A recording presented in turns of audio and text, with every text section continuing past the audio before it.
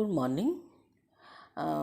आज हम भारतीय की संविधान की जो विशेषता हैं उनके बारे में अध्ययन करेंगे।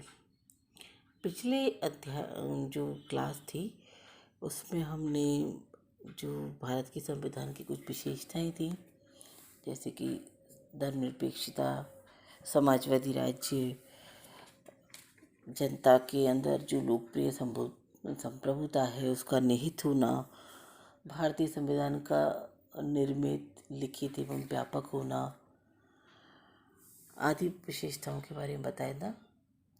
उसी के बारे में आज हम बात करने जा रहे हैं। अगली विशेषता है संसदात्मक शासन व्यवस्था। भारतीय संविधान केंद्र और राज्य दोनों में संसदात्मक शासन प्रणाली की व्यवस्था करता है, यानी चाहे वो केंद्र स्तर पर हो या राज्य स्तर पर हो, दोनों में ही भारतीय संविधान जो है वो संसदात्मक शासन व्यवस्था की बात करता है। इस प्रणाली में कार्यपालिका अध्यक्ष नाम मात्र का अधिकारी होता है, यानी हमारे जो राष्ट्रपति हैं उनके बारे में बात की गई है कि वो जो नाम मात्र के अधिकारी होते हैं और उसकी सारी शक्तियों का जो वास्तविक प्रयोग है वो मंत्रिमंडल करता है और जिसका नेतृत्व प्रधानमंत्री करता है। यानी एक तरह से कार्यपालिका की जो वास्तविक शक्तियां हैं उनका प्रयोग जो है प्रधानमंत्री द्वारा किया जाता है। और हमारे यहाँ पर तो राष्ट्रपति को जो है रबर की मोहर तक का नाम दिया जाता है। हमारे यहाँ क्या मतलब जो भी जहाँ भी संसदात्मक शासन व्यवस्था लागू होती है। नेक्स्ट है एकात्मक लक्षणों सहित संघात्मक शासन, यानी हम भारतीय संविधान में संघात्मक शासन व्यवस्था को अपनाया गया है, लेकिन उसमें भी कुछ लक्षण जो है हमारे यहाँ पर हमें एकात्मक शासन के देखने को मिलते हैं, जिससे कि जो देश है वो बिखराव की जगह एकजुट या एकता के सूत्र में ऐसा लगता है कि पिरोया गया है।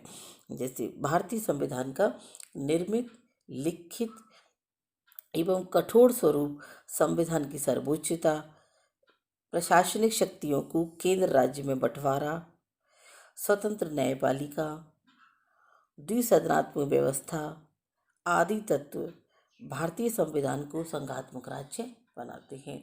यानी ये जो सब विशेषताएं हैं वो कैसी हैं? संघात्मक शासन की, यानी कि भारत में संघात्मक शासन को अपनाया गया है। लेकिन संघात्मक होने के साथ साथ इकेरी नागरिकता, इकेरी न्यायपालिका व्यवस्था, अखिल भारतीय सेवाएं, राष्ट्रपति द्वारा राज्यपालों की नियुक्ति तथा संकट काल के समय राष्ट्रपति द्वारा संकट काल की घोषणा आदि तत्व भारतीय संविधान को एकात्मक राज्य बनाते हैं।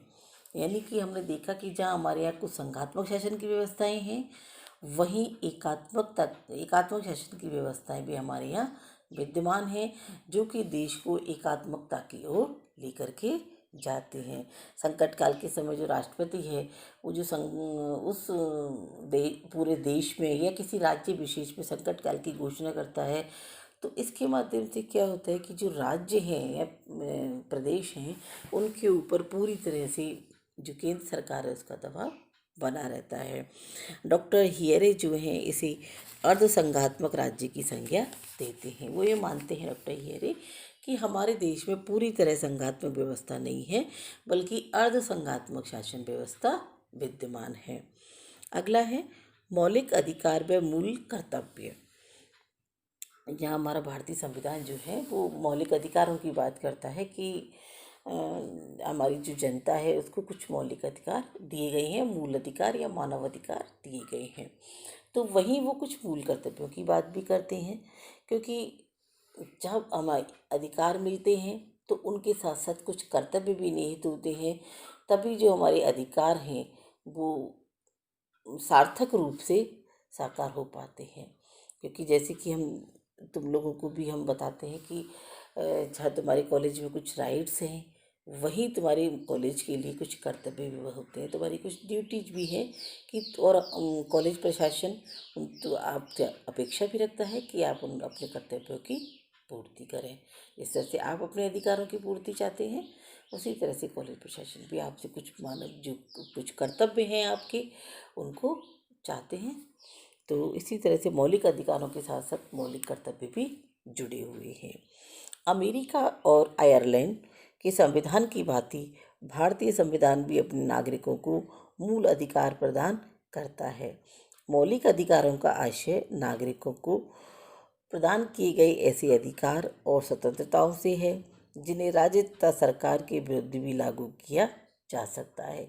यानी अगर कुछ उनके अधिकार ऐसे हैं जो उनको लगता है कि यदि सरकार जो है, चाहे वो केंद्र सरकार है चाहे राज्य सरकार है, वो जनता के अहित के लिए या मानव के कल्याण के विरुद्ध कार्य करने जा रही है, तो उनके विरुद्ध भी वो अपने अधिकारों का प्रयोग कर सकते हैं। वर्तमान में नागरिकों को 6 मूल अधिकार प्रदान किए गए हैं। ये मूल अधिकार वाद योग्य हैं, यानी इनके विरुद्ध आप कोर्ट में वाद प्रस्तुत कर सकते हैं, किंतु अपवादों, विशेष परिस्थितियों और शर्तों के द्वारा उनको मर्यादित यानी प्रतिबंधित भी किया गया है। क्योंकि हम यदि आपको जो जनता है उसको मानव जो अधिकार हैं वो दे दिए जाएं, लेकिन उनको प्रतिबंधित नहीं किया जाए, उन पर कुछ सीमाएं नहीं लगाई जाए, तो वो जो अधिकार हैं वो बहुत ज़्यादा अतिवादी रूप में जो मानव है या नागरिक है उसका प्रयोग करने लगेंगे, और एक तरह से वो जो उनका उपयोग के साथ साथ उनका दुरुपयोग भी शुरू हो जाएगा। तो इसलिए उनको कुछ सीमाएं लगाना आवश्यक है। इन मानव अधिकारों के साथ साथ नागरिकों की जो 10 मूल कर्तव्य भी निश्चित किए गए हैं। नेक्स्ट है राज्य की नीति निर्देशक तत्व। जहाँ भारतीय संविधान नागरिकों के वाद योग्य अधिकारों की बात करता है, बात योग्य यानी कि उनके विरुद्ध आप यदि आपको लगता है कि आपके अधिकारों का हनन किया जा रहा है, तो आप उनके विरुद्ध कोर्ट में अपनी अपील भी कर सकते हैं। वहीं उनके वादहीन अधिकारों को भी उल्लेखित करते हैं, यानी उनका भी संविधान में उल्लेख है, जिन्हें राज्य के नीति निर्देशक तत्व कहा जाता है। यानी कुछ ऐसे अधिकार भी हैं जिनके विरुद्ध आप कोर्ट में कोई क्लेम नहीं कर सकते हैं, तो उनको राज्य के नीति निर्देशक तत्व कहा जाता है। इन तत्वों की किसी न्यायालय में मांग नहीं की जा सकती, किंतु फिर भी ये तत्व देश के शासन में मूलभूत हैं। इनके माध्यम से संविधान निर्माता नागरिकों को आर्थिक स्वतंत्रता प्रदान करना चाहते हैं। नेक्स्ट है स्वतंत्र न्यायपालिका। संविधान की सर्वोच्चता, संघीय व्यवस्था और नागरिकों के मूल अधिकारों की रक्षा हेतु संविधान स्वतंत्र न्यायपालिका की व्यवस्था करता है। नागरिक न्यायालय को न्यायिक पुनरावलोकन की शक्ति प्राप्त है तथा सर्वोच्च न्यायालय के निर्णय देश की सभी जो न्यायालय हैं उन पर बाध्यकारी होते हैं। यानी हमारे यहाँ जो न्यायपालिका है उसी के ऊपर किसी तरह की रोक टोक नहीं है।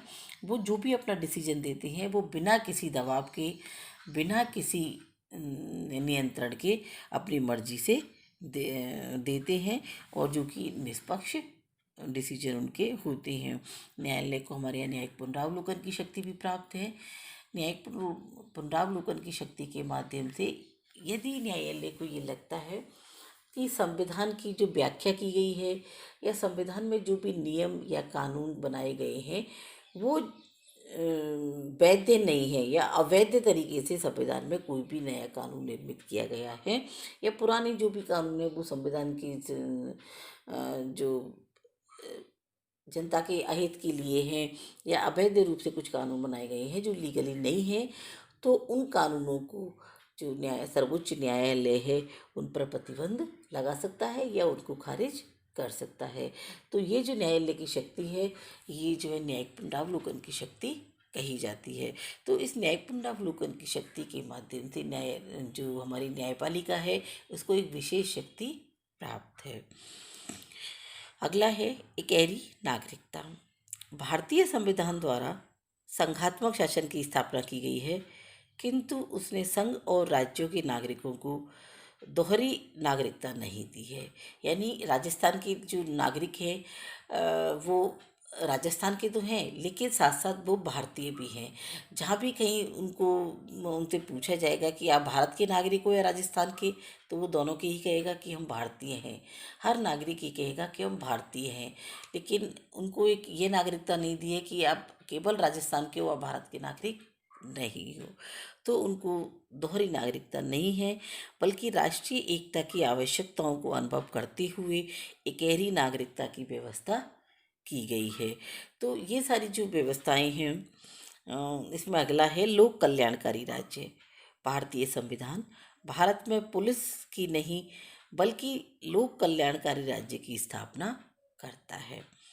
पंचवर्षीय योजनाओं, राष्ट्रीय नियोजन और समाजवादी ढांचे की स्थापना का उद्देश्य भारत में लोक कल्याणकारी राज्य की स्थापना करना है।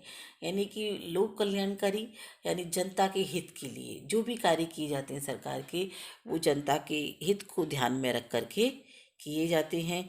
हमारे यहाँ पंचवर्षीय योजनाएं बनाई जाती हैं, जिससे आगे से आगे ये ध्यान रखा जाता है कि हमको कौन कौन से कार्य करने हैं जिनसे कि जनता का अधिक से अधिक भला हो सके। राष्ट्रीय नियोजन, राष्ट्रीय योजनाएं बनाई जाती हैं और समाजवादी ढांचा जो है हमारे यहाँ है, जिसमें कि अंतिम शक्ति जो है जनता के हाथ में दी गई है और जो भी लाभ होता है वो अंतिम रूप में जनता में वितरित किया जाता है। तो इस तरह से हमारी जो कुछ विशेषताएं हैं भारतीय संविधान की, जो कि भारतीय संविधान को लोक कल्याणकारी राज्य की स्थापना करने का जो उद्देश्य है वो निर्धारित करता है। तो आज हमने भारतीय संविधान की कुछ और विशेषताओं के बारे में अध्ययन किया है। अब हम अगली जो भी क्लास होगी हमारी, उसमें बाकी बची हुई विशेषताओं का अध्ययन करेंगे। Thank you.